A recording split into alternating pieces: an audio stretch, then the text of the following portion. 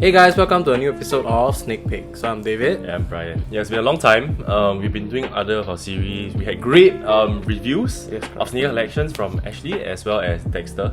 So we hope that you guys enjoyed it. So we're back here, with our usual ramblings. And today, on another episode, we have a very special guest. This is David's favorite line, Yes. by the way. Very special. Very special guest. Every guest is special. Yes. And without further ado, let's bring on the guest.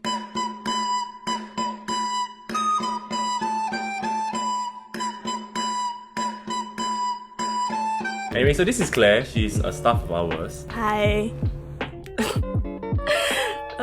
I'm Claire. I'm 21 this year. 21 this year. Yeah, I'm like in university now. So Claire, let's ask you some questions, which is the first part of the show. We know that you worked at a certain shoe place before working here. Certain, right or not? Right? So back then, like, what were you thinking, or like what was going through your head when you actually signed up for the job? You had an interest in shoes back then? Oh yeah, like I was interested in shoes, but I won't say I'm interested in those type of like hype shoes lah. I don't know if you consider it hype lah, like CDG, that kind of shoes. Oh, that's still okay, right? Yeah. Each his own, lah. That's why I go and apply for that job lah. Then I got into AJs after that. Oh. Yeah. So like, for all this time, are you like really into sneakers? Do you like follow trends? Do you have any like online influencers or celebrities that you look up to for your sneaker? Not really lah, to be honest. Like maybe a few years back, but then after that I got caught up with school, so I lost touch of it lah. Yeah.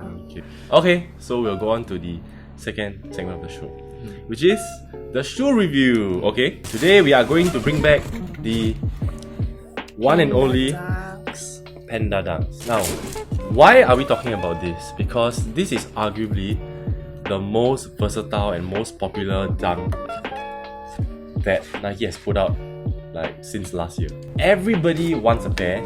Everybody is buying a pair at resale, even though people might not be so into sneakers as well. So Claire, I ask you, as someone who is not say very into sneakers or very don't really follow the trend, you definitely see this pair a lot, right? Yeah, it's like everywhere. Everywhere I go, it's just this pair of shoe lah. It actually it's nice, but I will admit that it's like getting a bit mainstream. Oh, so you don't like mainstream, Don't really like lah. Okay. I guess it's just very easy to match with. Like you can wear it with anything.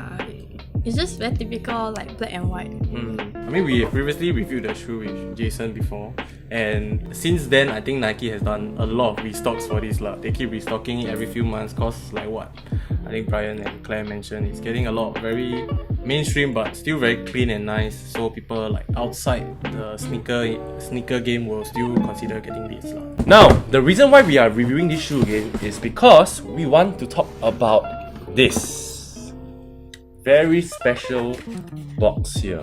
So for those people who don't know what shoe this is, basically this is, I think, part of the like Nike's environmental friendly, I think it's called Next Nature mission, where they use more like sustainable materials for their shoe lah. So let's talk about the box first. So this is very different because this is not a normal dunk box as we are comparing with the red color one. It's a full cardboard box, probably made out of recyclable material, like I said. And it says in the front here, "Move to Zero is Nike's journey towards zero carbon and zero waste to help protect the future of sport." Now, obviously, what this translates to is they are trying to Be more environmentally friendly. yes, and have zero carbon when manufacturing or in the materials they use. Inside, you can find that there is no paper at all, shoe paper at all. And when taking a look at the shoe itself, you can see that outside looks like a dunk, but there are speckles of like colors in the sole. I believe it's something to do with like recycled material? Question mark. And obviously they, instead of their normal tag they have the plastic tag lah. yeah, they have this also made with brown paper, cardboard. Yeah. So what it says here is that this product is made with at least 20% recycled content. Oh, 20% only lah. No, what zero way. Okay lah, 20% maybe. 20% only lah. Yeah. Yeah, but it's still a good first step, I guess. What we're talking about today is that we want to compare the difference. Is there any difference between the two? So I'll hand this pair over to you guys to talk and compare any differences that you might feel in the material. Do you feel? Touch the shoe, touch it, squeeze it, touch it like that. Do you Fondle feel it, there's any? grab Yeah. it. I think that this one is lighter. Because this is a smaller size lah, yo, you don't. No lah, there's no difference lah. It looks Yeah. like it's like the same, I feel. Yeah, I think honestly, like what Claire said, there's no difference, or like visibly and touch wise, there's not much difference lah, which is what I think Nike is trying to go for lah. Because if it's a bit different, then maybe some people will be more like anal about the materials and stuff. But since it's actually very very similar or the same, so I think people will still, I think, enjoy this pair of dunks.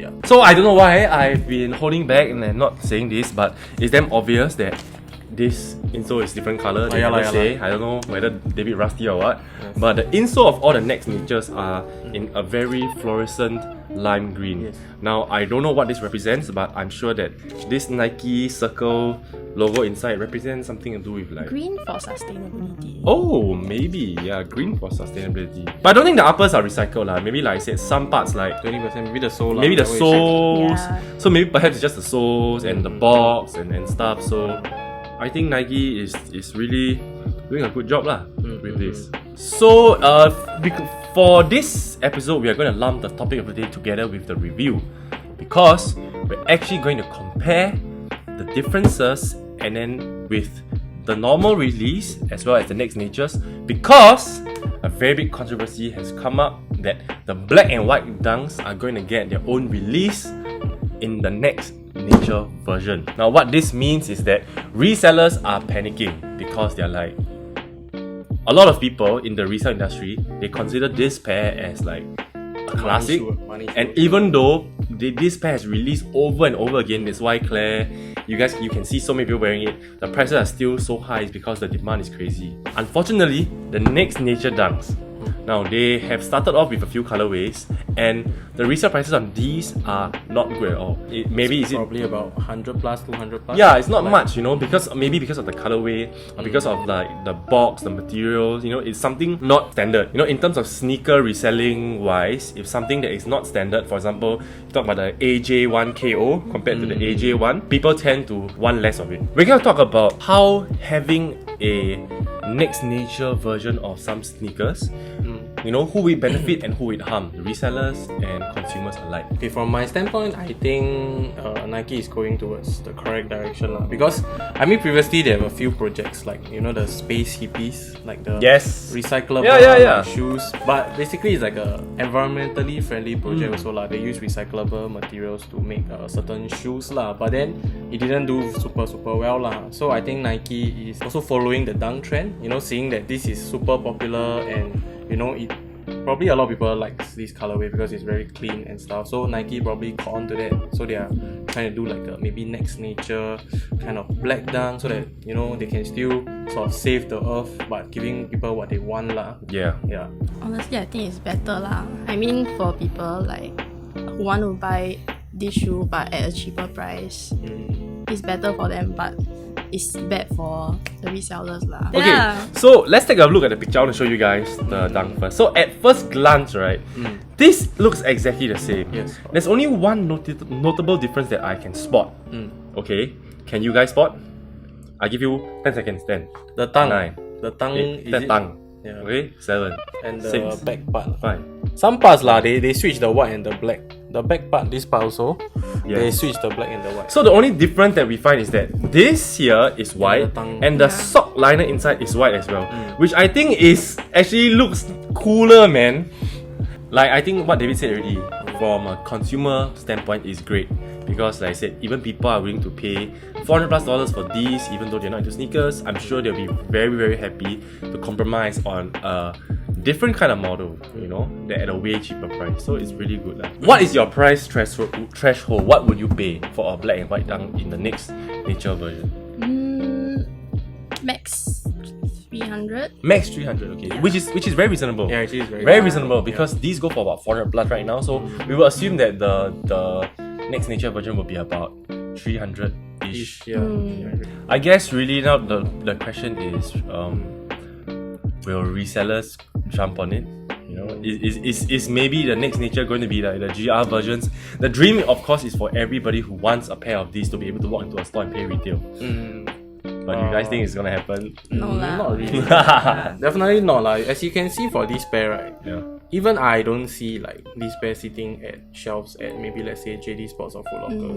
Resellers will really probably like sweep all these pairs also lah. So for the black and white dunks, even more so lah, I feel. They probably really sweep everything and sell it as a black and white dunk. Actually following that, then maybe in the future Nike might also do some like Jordan 1s. That's what I was gonna say. Oh yeah, maybe some other shoe models. If this is successful lah, I feel like if this is not successful, I don't think they will even consider like Jordan 1s and stuff. You think they will even?